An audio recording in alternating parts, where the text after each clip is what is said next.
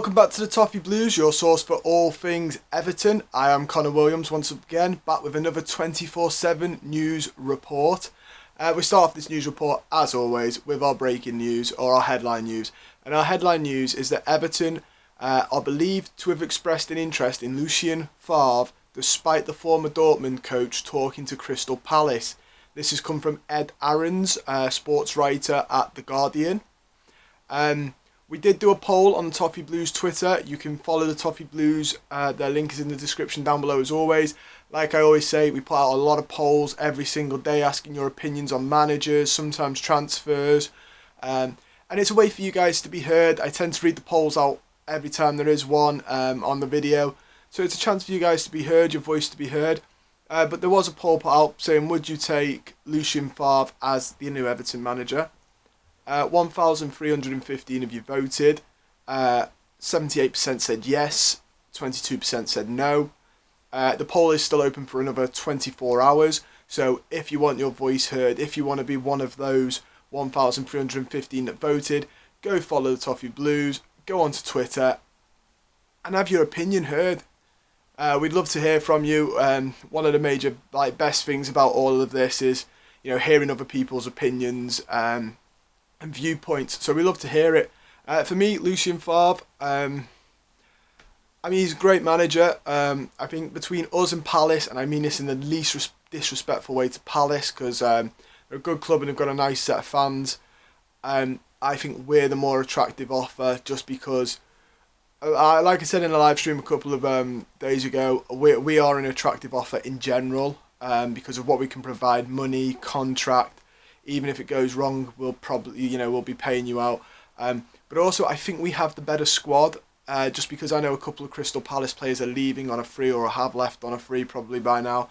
And they've got a quite ageing squad. Their squad's got to be one of the older squads in the Premier League.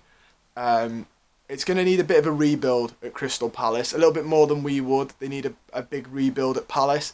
So I don't know. It depends on the manager's approach. If Favre wants a big rebuild, it's brilliant for him.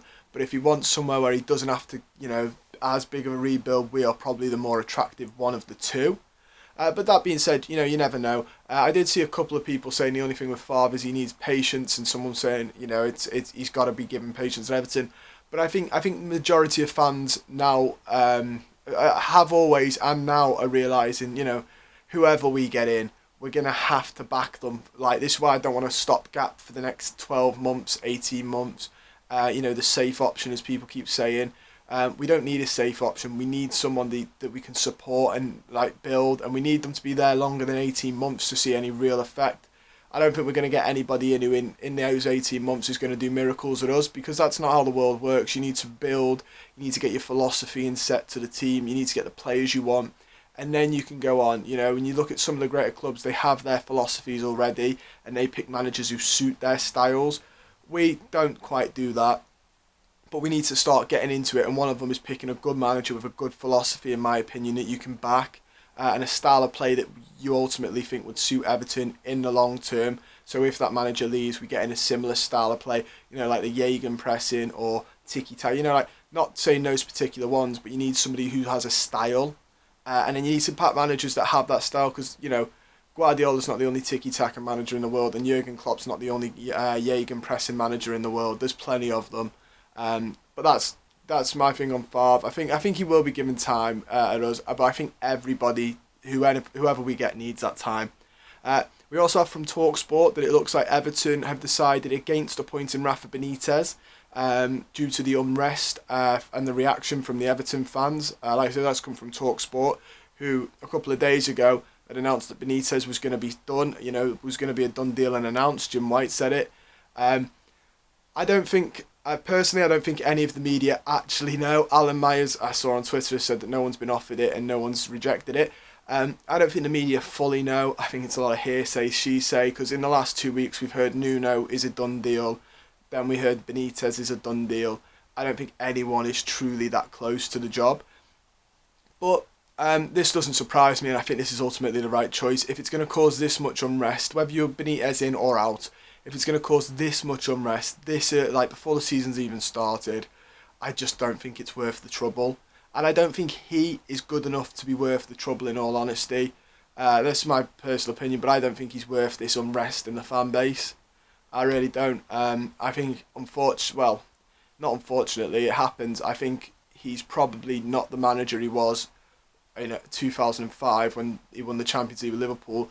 And as the game develops, certain managers get left behind, and I think he might be one of them. But that's just my personal opinion. Kyle John has also signed a new 2-year contract with Everton that will end in 2023. Nice to see. He looks like a promising fullback. He's very highly regarded in the under-21s, under-23s, so it's exciting to see what he can offer. We also have the news coming from Sport Witness, or RMC Sport via Sport Witness, that Christopher Gaultier is expected to be the Nice manager in the next few days. Nice are paying 2 to 3 million compensation. Everton are said to have made Gaultier a priority to replace Ancelotti, but Gaultier perhaps expected better. Firstly, I mean, a little pain in the compensation. I thought it was rumoured at 10 million at one point. Secondly, I don't know. This looks like the deal might be dead in the water for all you Gaultier hopers, but I wouldn't be, until he's pictured in the Nice scarf. Take it the same way as the Everton rumours. Don't believe anything until he's been pictured there. As for the perhaps expected better, I don't know if that's a mistranslation, or what he could have expected better. Maybe Everton to offer more. Maybe, I don't know. I personally can't tell. I heard some people saying that he's got family who are close to Nice though. So, they probably offer more as in terms of his family relocating and stuff. But I don't know. I don't know if this is a mistranslation, because I actually think we're a very, this isn't even biased, I think we're a very good job for any manager because we've got the money, we'll give you a good contract, we'll probably give you a long contract, with a nice little payout clause if we do end up sacking you. And we've got a good squad, a good promising youngsters and some experienced players. And Favre has been known to back people in the transfer window. So, all in all, I think we are a very attractive offer to any manager who, maybe isn't in a job at the minute. We have some more managerial news in this managerial madness that is currently undergoing. And it is that Tottenham Hotspur will either appoint Nuno Espirito Santo or Graham Potter as their next manager. This has come via TalkSport. For me, I mean, I had a feeling they were going to do this with Potter. I really rate Potter. I think his philosophy is good. I think he's a great manager who learns and adapts from what he sees. And it was only a matter of time before a bigger club took him. We were linked with him. I think we still are linked with him, but nowhere near as much. Nuno's the other interesting one though that has more of an effect on us because I don't think the board see Potter as a real contention yet, although they could do, depending on the fallout here. And the fallout here is if we don't want Rafa Benitez, then obviously I assume Nuno is our next fall guy because he was favourite before Benitez's name was chucked about. But if Tottenham get him and we don't go with Benitez because of the unrest, where do we go? Because Tottenham are in a similar situation to us where every time they look like they're going to get a manager, it falls through, and now they're, I don't want to say scrambling around, but I think there's some panic maybe starting to fill in at Tottenham. And Palace are obviously looking for a manager as well, but I've not heard as much about Palace's endeavours in searching. But if Nuno goes to Spurs, where do we look then? And Gaultier goes to Nice. We have Potter potentially. These are just from names that I've heard rumoured and bandied around. Roberto Martinez is a name that's bandied around that we'd probably end up going tenfold for. Eddie Howe, who I think that's such a dangerous one. Eddie Howe, he's one of the ones I'm really against. But there's a couple of, it begs a question, if Nuno goes, where does this leave Everton? And what's the backup plan then? But we'll have to wait and see. He might not go to Spurs, or Spurs might pick Graham Potter. And if they do, I can see Everton then going for Nuno, in all honesty. But we'll have to wait and see. We've also got some transfer news as well for you. James Rodriguez is linked with Real Madrid once again. This was speculated when Ancelotti left the club, obviously, but reports in France claim that Real Madrid president Florentino Perez is prepared to bring James Rodriguez back from Everton this summer. Le Ten Sport reports that Fiorentina is ready to re-sign him after new coach Carlo Ancelotti has recommended him. For me, I mean, I think we'd make money on him surely because we got him for a free, and I don't think we'd let him go for a free unless there's some clause in his contract, which if that's the case is, really silly from us. But I mean, he's a good player, James Rodriguez. I really like him. I think when he plays, he adds a lot to it. He adds a lot of quality. You can see he's one of our better creative midfielders by a country mile. The only negative I have with him is every time he plays 2 games, he'll be out a game, or he'll play 1, be out 2. He's never consistently in the lineup, it feels like. And when he's not there, we do miss him. And you can't pin all your hopes on a player that is struggling with fitness that badly. You wouldn't see United. Imagine United if Bruno Fernandes played a game, missed a game every season. Imagine where they would come. Obviously, as in he's their key creative player. So James Rodriguez is ours. United do well because their key creative player is always consistently able to play. And I think we need that. So if Madrid offered us good money, I'd say take it. I wouldn't let him leave. If he leaves on a free, I'd be a little bit like, we've missed a deal there. But we'll have to wait and see what happens with that one. We also have some news that Ainsley Maitland-Niles is set to quit Arsenal for good amid interest of Everton and Southampton. This is according to the Daily Mail, who say Maitland-Niles is set to leave the Emirates permanently this summer as he wants to play midfield. I mean, I've not really seen a lot of Maitland-Niles this season. I know he's at West Brom. I've not seen a lot of their games. And I know he's a right wing back, but apparently he wants to play midfield. And I don't know if that means central midfield. It probably means left mid, right mid.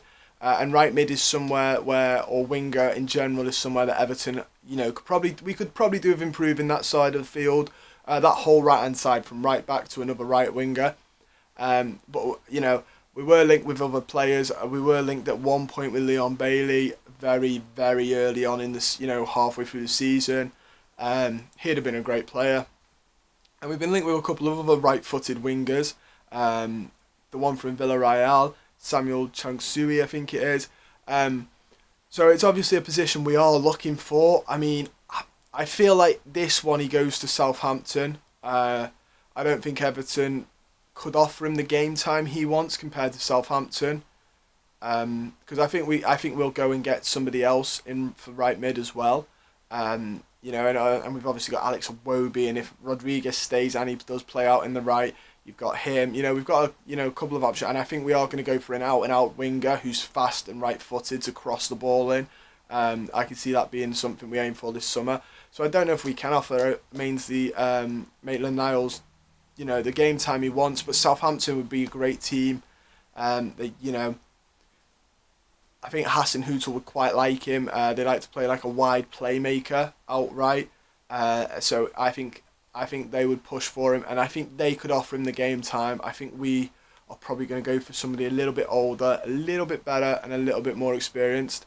But that's all we've got time for today on the news. Don't forget to like this video, subscribe, share it with all your friends, your family, everyone, and comment down below on anything we've discussed in this video. Do you like the look of Lucien Favre? Are you Favre in, Favre out? What do you think about Maitland-Niles? Do you think he is a good signing for us? Do you think we should push for him? What do you think about the Nuno Graham Potter links with Tottenham? If Nuno does go and we don't get Benitez, who do you think the club are going to end up falling back on and putting all their money in?